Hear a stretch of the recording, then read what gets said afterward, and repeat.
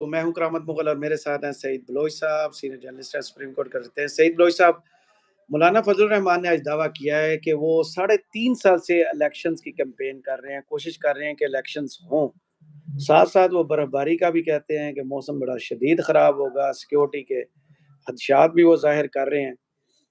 कुछ एतराज़ात उन्होंने पीटीआई पर भी किए कि उनकी जो गेम जो है, ये सब कुछ जो किया जा रहा है उनके खिलाफ क्रैकडाउन, ये शायद उनको का तवज्जो में लाने के लिए, उनकी गेम ऊपर उठाने के लिए किया जा रहा है। दूसरी जनब बिलावल भुट्टो ज़रदारी ने भी कुछ कहा है कि पहले पीटीआई ये काम करे, उसके बाद वो इलेक्शन पे बात करेंगे।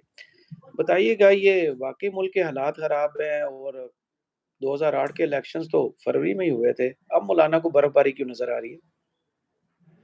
बहुत शुक्रिया करामत मुगल साहब। बात देखें ये है कि 2008 के जो इंतखाबात थे ना, वो बुनियादी तौर पर होने थे 8 जनवरी 2008 को, 8 जनवरी को होना थे। लेकिन बेनजीर भुट्टो साहिबा की उसमें शहादत हुई, उनको कत्ल किया गया, जिसके सबब ये इंतखाबात जो हैं वो 40 दिन की ताखीर से 18 फरवरी तक चले गए। तो अब अंदाजा लगाएं कि अगर ये 8 फरवरी को हो जाते 2008 में, तो उस वक्त तो फिर पीक सर्दी होनी थी। और आप देखें कि अगर पीक सर्दी पर उस वक्त इन लोगों ने एतराज नहीं किया था, और अगर खुदा ना अगर ये जो सानिया था बेनजीर भुट्टो वाला, अगर वो ना होता, तो फिर इंतखाबात 8 जनवरी को ही होना थे।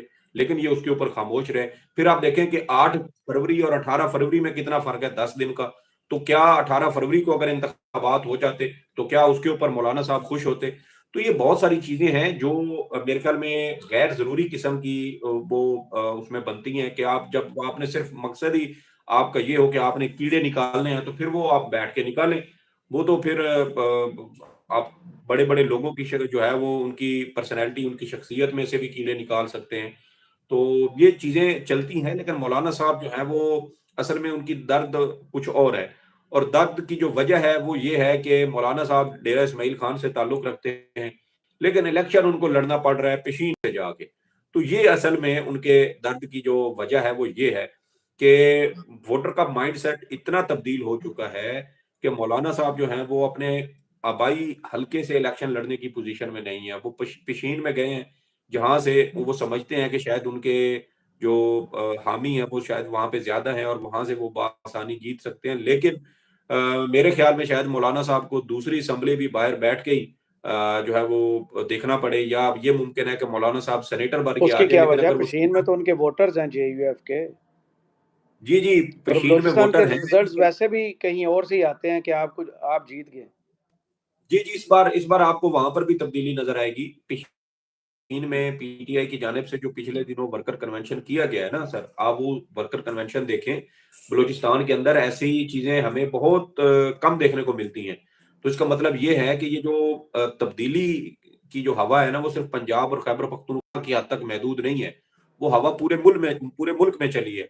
और मौलाना साहब, जहां तक उनका ये सवाल के पीटीआई को जो है वो नुमाया किया जा रहा है गिरफ्तारियों से, तो मौलाना साहब अपनी जमात को छितर पड़वा लें, अपनी गिरफ्तारियां करवा लें, लिद्दर खा लें, जेलों में चले जाए, अपनी खुदनुमाई कर लें। अगर ये समझते हैं कि इस तरह इमरान खान की हो रही है, उसकी जमात की हो रही है, जिस तरह कल शाह महमूद कुरैशी साहब के साथ हुआ है, मौलाना साहब करवा लें, धक्के छुट्टे खा लें, लाते मुक्के खा लें, और अपनी खुदनुमाई करवाएं, अपनी प्रमोशन करवाएं। हो सकता है कि फिर इनकी भी पब्लिक जो ओपिनियन है वो इनके हक में तब्दील हो जाए। मतलब अजीब किस्म के ये भूडे और जो है वो लायानी किस्म की ये बातें हैं। इतने सीनियर लोग भी अगर इस तरह की फजूलियात किस्म के ऊपर जो है वो बैठ के बहस करेंगे, ये कहने की बजाय मेरे ख्याल में ना, ये भी तरीका हो सकता है कि पीटीआई के साथ जो कुछ हो रहा है उसकी मजम्मत ना करना पड़े। तो मेरे ख्याल में उसकी वजह से भी इस तरह की बातें की जाती है, ताकि हम कहें नहीं जी देखें ये तो उसकी खुदनुमाई हो रही है। तो नहीं, भाई आपके जिसने भी पास भी कोई मजम्मत बच्चा। किया उसने कहा माजी में पीटीआई भी हमारे साथ यही करती रही है।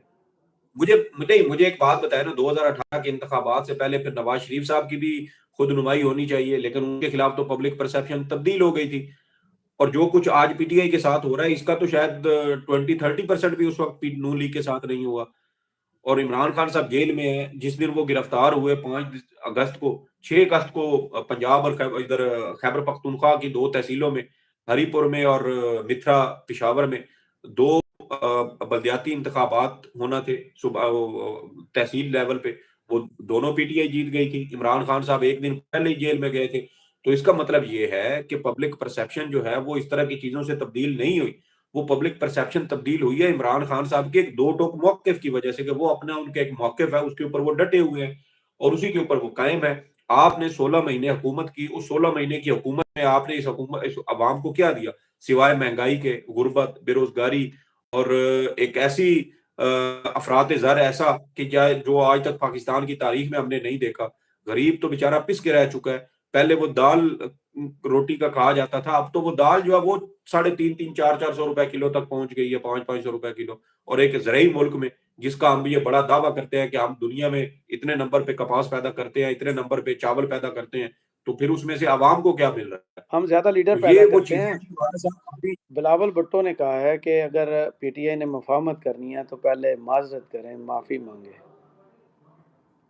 देखें ये मुफ़ाहमत 16 तो वो माह कर ही नहीं हुकूमत रहे में ना। रहे हैं, इनका काम है कि अवाम से माफ़ी माँगे, कहें आके कि हमने महँगाई की, हम ज़िम्मेदार हैं, जो कुछ तबाह हुआ है, अदम इस्तेहकाम हुआ है, वो हमारी वजह से। पीटीआई किस चीज़ पे माफ़ी माँगे? देखें बात ये है कि जब अक्लों पर पर्दा पर्दा पड़ जाए ना तो फिर यही होता है कि आपको फिर अपनी गलती नज़र ही नहीं आती। आपने वो ब्लंडर किया है जो शायद दुनिया की सियासी तारीख में किसी सियासी जमात ने या किसी हुकूमत ने किया हो। और उससे ज़्यादा जो जो इस तमाम तर सूरत-ए-हाल को मज़ीद जो है वो गंभीर बनाती है, वो ये है कि इन तमाम सियासी जमातों को यानी जो पीडीएम की सियासी जमातें थी, उनको अभी तक इस चीज़ का एहसास भी नहीं है।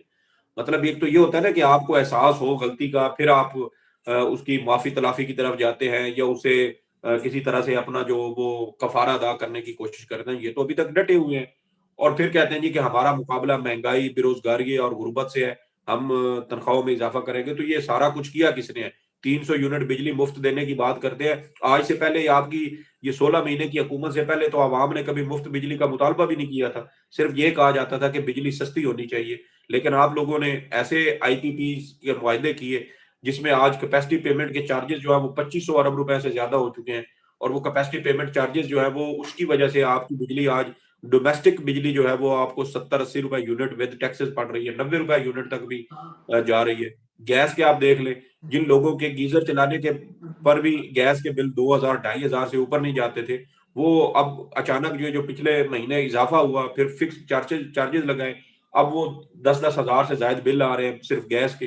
तो सर ये देखें ना कि ये आपके वो सारे बोए हुए बीज हैं जिसका जो फसल है वो भी फिर आपने ही काटनी है। ये तो नहीं हो सकता कि जो गलतियाँ हैं वो आप करें और उसकी जो अदायगी है वो कोई और करे। इशारा सिग्नल का आपने तोड़ा तो चालान भी आपका होगा। ये तो नहीं हो सकता कि इशारा आप तोड़ जाएँ और चालान जो आपके पीछे इशारे पे खड़ा हुआ है उसका कानून पर अमल कर रहा है उसका चालान कर दिया जाए, तो ऐसे तो नहीं होता। तो बिलावल साहब पहली बात तो ये है कि पीटीआई या इमरान खान साहब वो मफाहमत तो करना ही नहीं चाहते। वो तो हर बार ये कहते हैं, जब वो हुकूमत में थे तो वो कहते थे कि कोई एनआरओ नहीं मिलेगा, कोई एनआरओ नहीं मिलेगा और वो एनआरओ ना देने की वजह से इमरान खान की हुकूमत चली गई। और अब अगर उसने इस स्टेज पे आके ये सारा कुछ करना है, तो फिर मेरे ख्याल में तो फिर उसकी सारी सियासत सिफ़र बटा सिफ़र है। तो वो अभी भी अभी देखें कि पिछले दिनों भी अभी खबरें ऐसी आ रही हैं कि शायद 1-2 दिन पहले भी इमरान खान साहब को एक पैगाम पहुँचाया गया है और अब असल चीज़ जो है वो आगे शुरू होगी कि अब इमरान खान साहब को जो कुछ उसकी पार्टी के साथ हो रहा है, उसके बाद अगर उनको भी इंतखाबात में हिस्सा नहीं लेने दिया जाता या वो शामिल नहीं होते या उनका बल्ले का निशान भी किसी वजह से सुप्रीम कोर्ट में फ़र्ज़ करें कि इलेक्शन कमीशन चला जाता है और वो बल्ले का निशान फिर छीन लिया जाता, तो फिर इस इलेक्शन को जीतेगा कौन? तस्लीम कौन करेगा? इसकी क्या वुक़्क़त अहमियत रह जाएगी? तो ये वो बहुत सारी चीज़ें हैं जिसकी वजह से अब हमारे बहुत सारे सीनियर सियासतदानों का आने वाले दिनों में हम ब्लड प्रेशर हाई होता देखेंगे। दिमाग की शरीयानों में हमें कुछ खराबियाँ महसूस होती नज़र आएँगी। हो सकता है कि दिल की शरीयानें दोबारा से बंद होना शुरू हो जाएँ, प्लेटलेट्स गिरना शुरू हो जाएँ और बहुत सारे अवारिस जो हैं वो हो सकते हैं। तो ये सारी चीज़ें हमें आने वाले दिनों में देखने को मिलेंगी और उसकी वजह ये है कि इमरान खान साहब अभी भी समझौता करने को तैयार नहीं है।